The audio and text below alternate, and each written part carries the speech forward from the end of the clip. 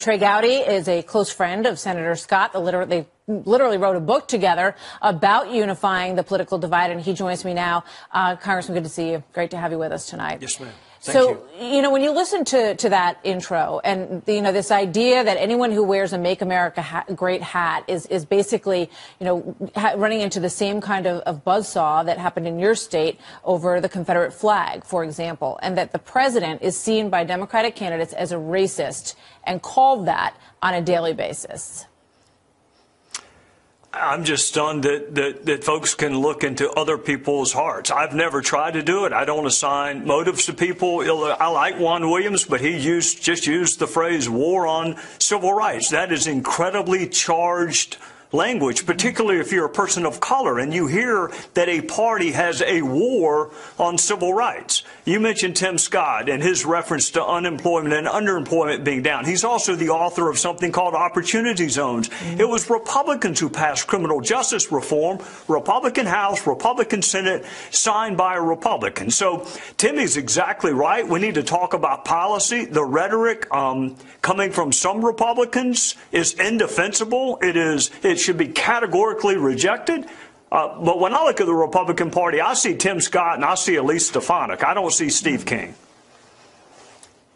Well, when you look at, you talk about looking into someone's heart. I was going through some of the notes from when I talked to Senator Scott, and he essentially, he was asked about Jeff Sessions and why he didn't come out and condemn him more forcefully over the issue of separation of families and all that. He said, because I took the time to get to know him, and I don't believe that what is being said about him is accurate. I was with Tim. Tim told then Senator Sessions, I'm not going to vote for you unless you come to Charleston. I was at the table. There were ministers of color. There were law enforcement officers of color. And Tim was not going to support him until he knew in his well of souls that this is somebody who understands the plight, or at least makes the effort to understand the plight of black and brown people. So that is not rhetoric from Tim Scott. He actually did it. I was at the table. This is what Republicans, I think, need to come to grips with. And this is advice that I got from a Democrat. Yeah. Luis Gutierrez is who told me this. People will vote for you if they don't like you. They'll never vote for you if they think you don't like them. So the policies, the Tim Scotts, the Elise Stefaniks, the new generation of Republicans, they're doing great. But we have to be very mindful of the rhetoric that we use and the rhetoric that we condone on the Republican side, or we will continue to struggle in the communities of color in this country electorally. What do you see when you look into the eyes of the boy from Covington High School and the Native American elder?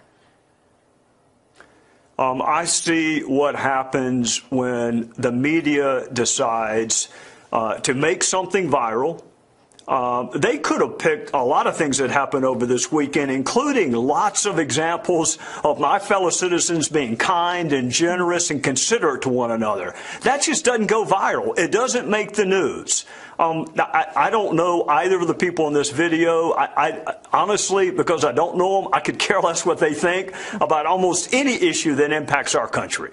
So at least take the time to get to know someone before you assign motives or assign what is in their heart. I just think it's a sad reflection on where we are politically and media-wise, that something like this would dominate the news cycle, and not examples of my fellow citizens being considerate and kind to one another, because that far outpaces anything like what was represented in that video.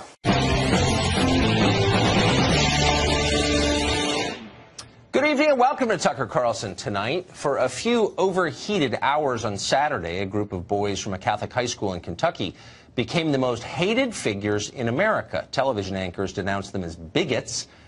Journalists with Harvard degrees called them privileged. Republican commentators scolded them as bad Christians. Famous actors suggested they should be hunted down and punched in the face. Some on social media called for them to be killed. The boys stood accused of mocking an elderly Vietnam veteran, an American Indian man, and doing it in the shadow of the Lincoln Memorial. Now, the story had no inherent news significance. It didn't mobilize troops or move markets or reopen the government. But as a symbolic event, it's hard to remember a moment more galvanizing in Washington. As they read their Twitter feeds, the leaders of this country were in rare and solemn agreement. These teenage monsters, these remorseless thugs from our backward provinces, are living examples of all that is rotten and immoral about America. That was a consensus on Saturday. Pretty much everybody agreed with it. And then suddenly, the Covington Catholic story exploded, popped like an overfilled balloon animal. New footage of the event emerged, and it turns out the boys never attacked anyone. In fact, they stood in place as others approached and harassed them. People did indeed scream racial epithets at the Lincoln Memorial over the weekend, but it wasn't Catholic kids from Kentucky. Watch. This child molesting priest right there. Right. Let's make America great again. A bunch of child molesting. Look at all these dusty crackers with that racist garbage on. Look at these dirty crackers. A bunch of future school shooters. That's right. A bunch of incest babies. That's right. A bunch of babies made out of incest. The biggest terrorist on the face of this earth is the pale-faced man, woman, and child. Now, whatever it is you just saw on that tape, it does not confirm what they were telling you on Saturday on Twitter, just the opposite. The official story was a lie, and who knows what would have happened to the boys from Covington Catholic if the tape you just saw had never been posted to the internet. They'd probably be living under assumed names by now.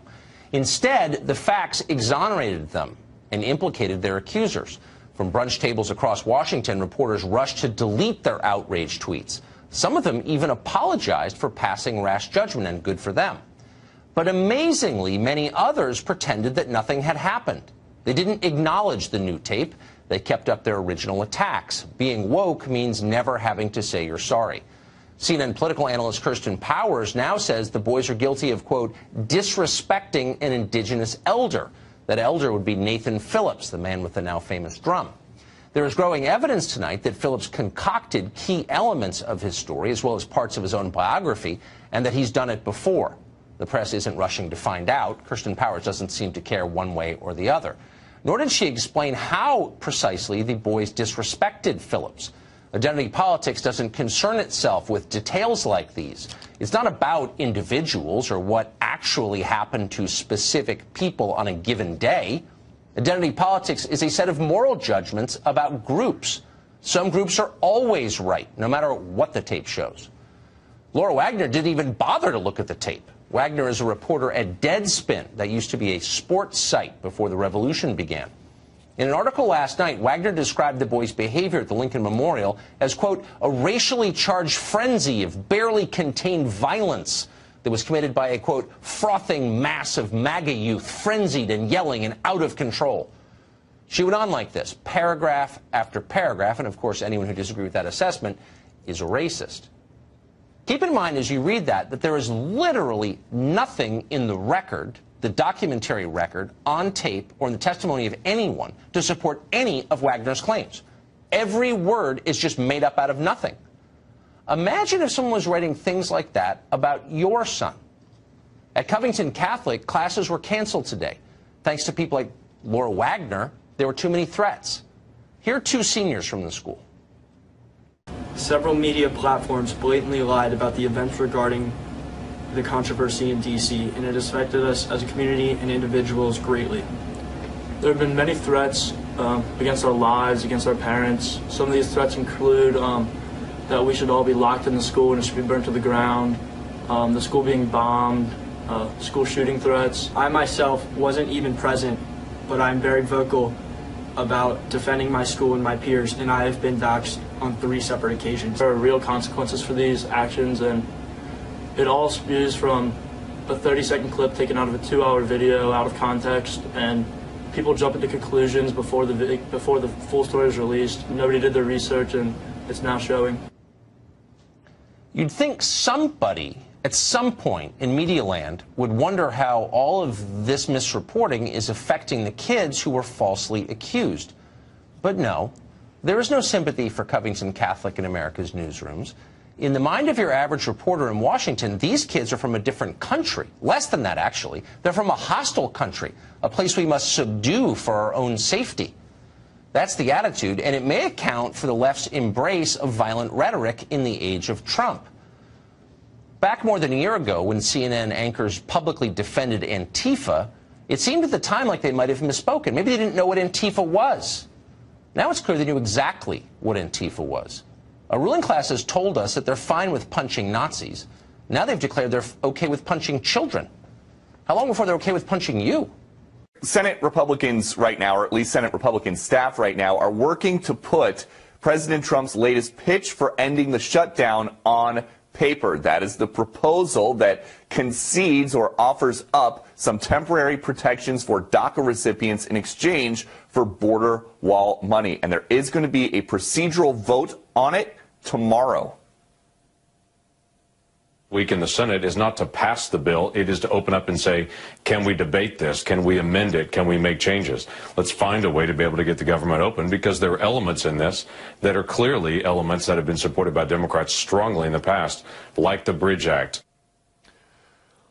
For tomorrow's vote to be successful, it needs 60 supporters. So at least 7 Democrats would need to vote to proceed to a debate, and that's if all 53 Republicans play ball, which is not a sure thing because it's unclear if every Republican approves of the concessions President Trump is making to protect illegal immigrants brought to the country as children. So far, Democratic leadership in the Senate and the House have not budged on border wall money, but some rank-and-file members are starting to signal some sort of wall could earn some Democratic support.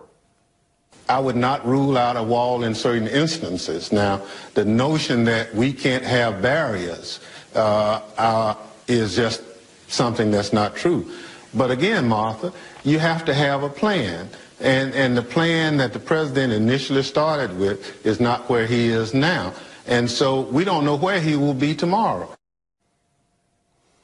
We don't know if tomorrow's measure has the support to pass, but at the very least, the Majority Leader Mitch McConnell is giving some vulnerable senators up for re-election in 2020, like Martha McSally in Arizona, Joni Ernst in Iowa, the opportunity to get on the record as supporting this solution.